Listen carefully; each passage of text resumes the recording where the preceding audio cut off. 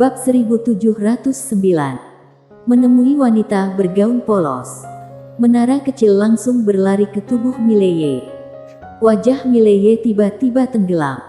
Sial. Menara kecil ini benar-benar tidak bisa diandalkan. Di seberang Mileye, Yeri sedikit tersenyum. Tuan Muda Ye, bukankah kamu ingin memanggil seseorang? Mileye memandang Yeri yang sudut mulutnya sedikit terangkat. Aku tahu Tuan Muda Ye masih memiliki beberapa kartu truf. Tuan Muda Ye dapat menggunakannya. Biarkan aku melihatnya. Setelah berbicara, dia berhenti sejenak dan kemudian berkata, aku juga tahu bahwa Tuan Muda Ye pandai membuat rencana. Jika Tuan Muda Ye memiliki rencana saat ini, cepatlah bertindak. Mileye melihat sekeliling. Pada saat ini dia dikelilingi oleh anggota klan dimensi asing. Dia dikepung, langsung menyerang. Sangat tidak realistis.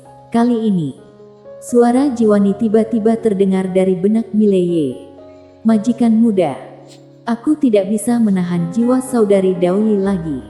Mendengar ini, wajah Mileye tiba-tiba menjadi gelap. Di kejauhan, Yeri berkedip. Tidak bisa menahan Daoyi lebih lama lagi. Saat dia berbicara, dia mengetuk kipas di sampingnya dan sebuah kursi muncul. Dia duduk di kursi dan berkata sambil tersenyum, Tuan Muda Ye, aku bisa membantumu mengulurkan waktu. Tetapi bisakah kamu berhasil? Mileye tertawa. Karena kamu tidak membiarkanku pergi, maka aku akan tinggal. Setelah mengatakan itu, senyumnya berangsur-angsur menjadi ganas, dan darah di tubuhnya mulai mendidih. Dan lambat laun, tubuhnya berubah menjadi merah darah. Kekuatan garis darah. Mileye mengaktifkan dua kekuatan sekaligus, yaitu kekuatan garis darah dan seni dari Dewa Binatang. Ledakan. Kekuatan yang kuat mengalir melalui tubuhnya dan ruang hampa mulai bergetar. Yeri menatap Mileye. Senyumnya berangsur-angsur memudar.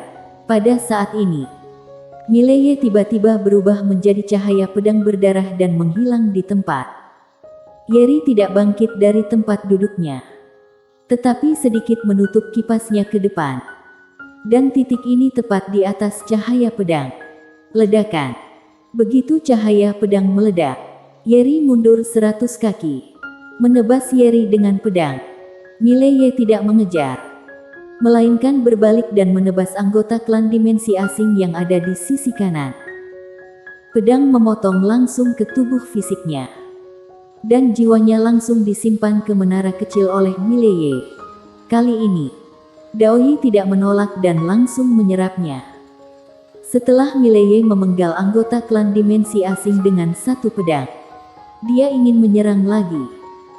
Tetapi pada saat ini Yeri tiba-tiba muncul di depannya dan Mileye tanpa sadar memblokirnya dengan pedangnya. Ledakan. Mileye segera jatuh ke tanah dan mundur lagi dan lagi. Yeri memandang Mileye dan kemudian memerintahkan anggota klan lainnya mundur. Mendengar kata-kata Yeri, master dari klan dimensi asing mundur satu persatu. Mileye memandang Yeri, dan saat Yeri hendak berbicara, Mileye tiba-tiba menghilang di tempat. Ada cibiran di sudut mulut Yeri. Dia tiba-tiba meletakkan kipas lipat, berlari ke depan dan menunjuk. Di mana ujung jaringnya mendarat, ruang hampa akan terbelah. Dan bersamaan dengan itu muncullah cahaya pedang Mileye. Ledakan. Ruang hampa tempat keduanya berdiri rusak dan hancur. Kekuatan keduanya terlalu kuat. Begitu kuat bahkan ruang hampa di dunia dimensi asing ini tidak dapat menahannya. Karena serangan pedangnya gagal, Mileye memasukkan pedang kembali ke sarungnya, lalu membantingnya lagi dan menebas. Pada saat ini, dia tidak menahan diri sama sekali. Jurus tarik pedang 130. Ketika pedang itu keluar, mata Yeri segera menyipit. Sedikit perayaan melintas di kedalaman matanya. Dia memutar tangan kanannya menjadi telapak tangan dan kemudian dengan ringan memblokirnya ke depan. Telapak tangannya diam-diam disegel dengan kekuatan aneh. Kekuatan dimensi waktu. Pada saat ini, pedang itu jatuh. Ledakan. Yeri mundur 10.000 kaki dalam sekejap. Dan ruang hampa dalam jarak puluhan ribu kaki di tanah langsung berubah menjadi ilusi oleh pedang Mileye. Setelah menebas Yeri dengan pedang, Mileye tidak menyerang lagi dan langsung berbalik dan menghilang di ujung langit. Yeri hendak mengejarnya. Tetapi pada saat ini sebuah suara tiba-tiba terdengar dari lapangan. Biarkan dia pergi. Yeri sedikit mengernyit. Dia menoleh untuk melihat. Tidak jauh. Seorang pria paruh baya perlahan datang. Stephen, tetua utama dari klan dimensi asing. Yeri menunduk dan melihat telapak tangannya. Ada bekas pedang yang dalam di telapak tangannya. Yeri mencibir. Orang ini hanya berada di tingkat pencapaian dewa. Tapi kekuatan tempurnya sudah mampu melukaiku. Saat dia mengatakan ini, dia menatap Stephen. Jika tidak membunuhnya sekarang, itu akan menjadi bencana di masa depan. Stephen memalingkan muka dengan ekspresi tenang di wajahnya. Orang-orang yang kamu kirim untuk menemukan wanita bergaun polos semuanya tewas, kan? Yeri mengangguk. Iya. Stephen berkata. Bagaimana kamu menilai kekuatannya? Setelah berpikir sejenak, Yeri berkata. Tidak lebih lemah dari Dewa Ye saat itu. Mungkin lebih kuat dari yang kuduga. Stephen berkata dengan lembut. Dia lebih kuat dari Dewa Ye. Yeri sedikit mengernyit. Apakah kamu melihat itu? Stephen berkata. Mengapa anak itu belum bangun sampai sekarang? Mendengar ini, mata Yeri tiba-tiba menyusut. Tertekan. Stephen mengangguk. Yeri tidak mengatakan apa-apa. Dewa Ye ditekan. Bukankah sudah jelas siapa yang kuat dan siapa yang lemah? Bersambung.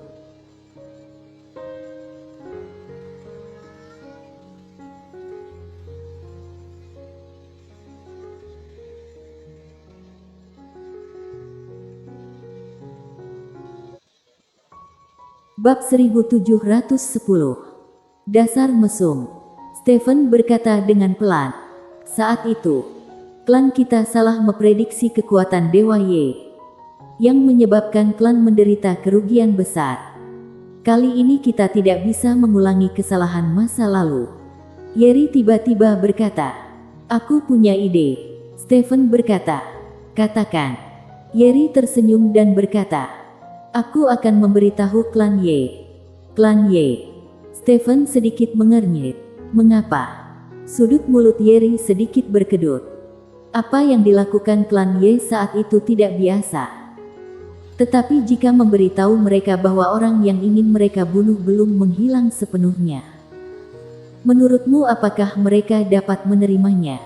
Stephen berkata. Tidak bisa menanggungnya. Tapi Yeri tersenyum dan berkata, apakah kamu khawatir klan Ye tidak akan menyukai klan dimensi asing? Stephen mengangguk. Yeri menggelengkan kepalanya. Jangan khawatir. Jika klan Ye masih peduli padanya, mereka tidak akan membantu klan dimensi asing saat itu. Apalagi memaksanya sampai mati. Antara klan Ye dan Dewa Ye, sama sekali tidak ada peluang untuk berteman. Saat berbicara, dia melihat ke langit dan berkata dengan lembut, sebenarnya, ada satu hal yang tidak kupahami. Tidaklah berlebihan untuk menggambarkannya sebagai hal yang belum pernah terjadi sebelumnya. Mengapa klan Ye tidak hanya mengusirnya dari alam abadi, tetapi juga ingin membunuhnya? Stephen berkata dengan lembut, mungkin karena kekuatannya terlalu mengerikan. Yeri memandang Stephen dan Stephen berkata, bukankah Mileye juga berada di klan Ye saat itu? Jika dia terlalu baik, dia akan merusak keseimbangan, dan bahkan mengancam status sebagian orang. Sama seperti kaisar di dunia sekuler. Jika pangeran terlalu baik, dapatkah kaisar menekannya? Yeri mengangguk. Aku mengerti. Stephen berkata lagi, saat ini, sebaiknya kita tidak memberitahu klan Ye. Yeri memandang Stephen dan Stephen berkata, terdapat 3 alasan untuk hal ini. Pertama, meskipun wanita bergaun polos kuat, dia tidak bisa menghancurkan klan kita.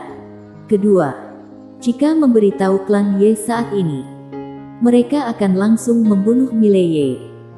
Dan kita tidak akan bisa mendapatkan kebenaran agung.